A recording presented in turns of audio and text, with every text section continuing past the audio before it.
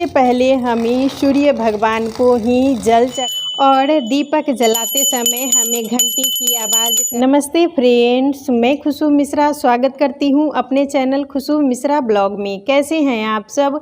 मुझे कमेंट में ओम नमः शिवाय ज़रूर लिखिएगा। और आज इस वीडियो में जानेंगे हमें अपने घर में ये 5 काम ज़रूर करने चाहिए। इससे हमारे घर से कभी भी माता लक्ष्मी नहीं जाती हैं, माता लक्ष्मी का आगमन होता है। तो इसके लिए हमें कुछ नियमों का पालन ज़रूर करना चाहिए। सूर्योदय से पहले ज़रूर उठना चाहिए। अगर हम सूर्योदय होने के बाद उठते हैं और चाहेंगे कि हमारे घर में सुख समृद्धि और बरकत हो, माता लक्ष्मी का आगमन हो, तो हो ही नहीं सकता है। हम महिलाएं ही घर की लक्ष्मी होती हैं और हम लक्ष्मी ही अगर सोई रहेंगी तो हमारे घर में बरकत कैसे होगी। इसके लिए हमें सूर्योदय से पहले ज़रूर उठना चाहिए। और सूर्योदय से पहले जो भी उठता है उसके घर में माता लक्ष्मी का आगमन ज़रूर होता है।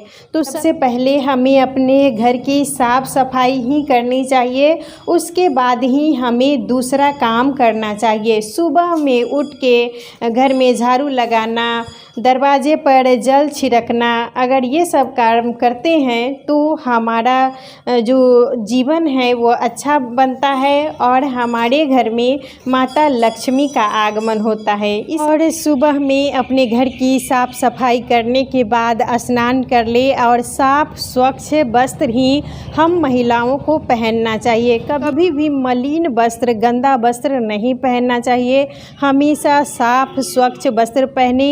जैसे माता लक्ष्मी रहती हैं उसी तरह हमें अच्छे से रहना चाहिए। और स्नान करने के बाद सबसे पहले हमें सूर्य भगवान को जल चढ़ाना चाहिए। जो भी सुबह उठ के सूर्य भगवान को जल चढ़ाता है, उगते हुए सूर्य भगवान को, तो उनके घर से कभी भी माता लक्ष्मी नहीं जाती हैं। तो उगते हुए सूर्य भगवान को जल चढ़ाना बहुत ज़्यादा अच्छा होता है। तो इसीलिए आप सबसे पहले हमें सूर्य भगवान को ही जल चढ़ाना चाहिए। और उगते हुए सूर्य भगवान को जो जल चढ़ाता है उसके जीवन में कभी भी कोई समस्या नहीं आती है। और सूर्य भगवान को जल चढ़ाने के बाद हमें तुलसी माता की भी पूजा ज़रूर करनी चाहिए। उसके बाद ही अपने पूजा मंदिर में हम जितने भी भगवान हैं उनकी पूजा करेंगे। सुबह की पूजा में दीपक हमें ज़रूर जलाना चाहिए। कम से कम अपने पूजा मंदिर में दीपक जला दे, भगवान को स्नान करा दे, फूल चढ़ा दे, तिलक लगा दे, इतना काम हमें ज़रूर करना चाहिए। और शाम के समय हमें संध्या ज़रूर करनी चाहिए। और बहुत सी मेरी फ्रेंड पूछ रही थी कि शाम में संध्या करने का टाइमिंग क्या है। तो अभी तो गर्मी का मौसम है, हम 6 बजे के बाद ही शाम का दीपक जलाते हैं, क्योंकि अभी अंधेरा थोड़ा लेट से ही होता है। लेकिन सूर्यास्त होने के बाद और अंधेरा होने से पहले ही हमें दीपक जला लेना चाहिए। अंधेरा होने के बाद अगर हम दीपक जलाते हैं तो उस दीपक का ज़्यादा महत्व नहीं रहता है। जैसे हम सुबह में सूर्य भगवान को, उगते हुए सूर्य भगवान को जल चढ़ाते हैं तो वो ज़्यादा महत्वपूर्ण होता है, उसी तरह संध्या में सूर्यास्त होने के बाद, जिसे हम गोधूली बेला कहते हैं, और अंधेरा होने से पहले ही हमें दीपक ज़रूर जला लेना चाहिए। वो ज़्यादा अच्छा होता है। अंधेरा होने के बाद आप दीपक जला रही हैं तो उसका कोई विशेष महत्व नहीं होता है। और शाम के समय घंटी की आवाज़ के साथ ही हमें संध्या की ये दीपक दिखाना चाहिए। और हम अपने पूजा मंदिर में जला देंगे। और एक दीपक हमें प्रतिदिन तुलसी माता के पास ज़रूर जलाना चाहिए। और दीपक जलाते समय हमें घंटी की आवाज़ करते हुए ही संध्या करनी चाहिए। सबसे पहले हमें सूर्य भगवान को जल चढ़ाना चाहिए। घर की साफ़ सफाई आप सूर्योदय होने से पहले ही कर लें। और दीपक हमें शाम के टाइम में ज़रूर जलाना चाहिए। और जब भी आप दीपक जलाएं तो समय का ध्यान ज़रूर देना चाहिए। अंधेरा होने से पहले ही हमें दीपक जला लेना है। सूर्यास्त होने के बाद और अंधेरा होने से पहले ही हमें दीपक ज़रूर जला लेना चाहिए, क्योंकि बहुत ज़्यादा जब अंधेरा होता है और उसके बाद हम दीपक जलाते हैं तो उस दीपक का महत्व नहीं रहता है।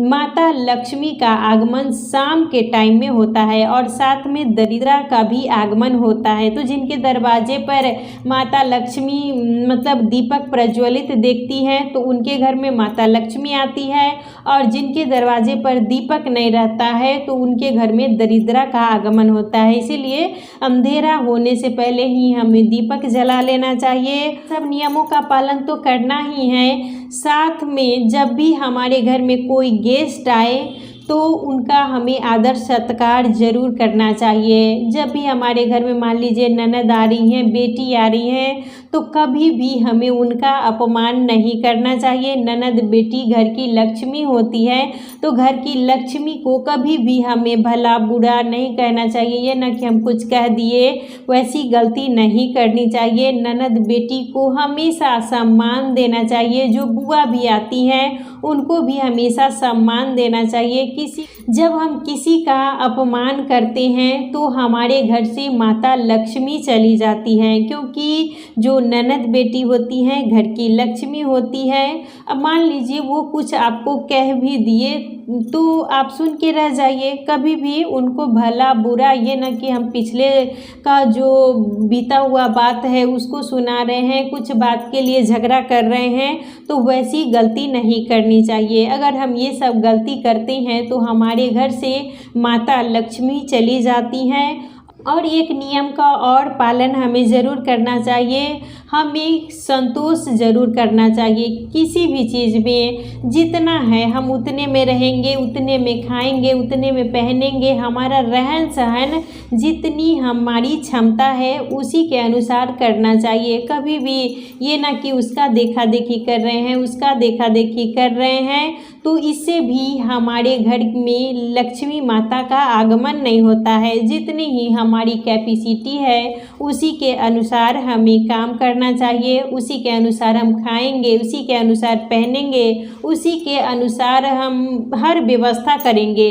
कभी भी अगर हम दूसरे का देखा देखी करते हैं तो हमारे जीवन में गरीबी आती है, माता लक्ष्मी हमारे घर से चली जाती है। और दूसरे का देखा देखी तो हमें अपने जीवन में कभी भी नहीं करना चाहिए। वो हमारे घर के लिए बिल्कुल अच्छा नहीं होता है। और हमें संतोष से रहना चाहिए। संतोषम परम सुखम, यानी संतोष ऐसा चीज़ है जिससे हमें मतलब सुख मिलता है। अगर हम असंतोष में रहते हैं, जो भी हमारे पास है उसी में अगर हम संतुष्ट नहीं रहते हैं तो इससे भी माता लक्ष्मी अप्रसन्न होती हैं और वो हमारे घर से चली जाती है। इसीलिए हमें संतुष्ट जरूर रहना चाहिए।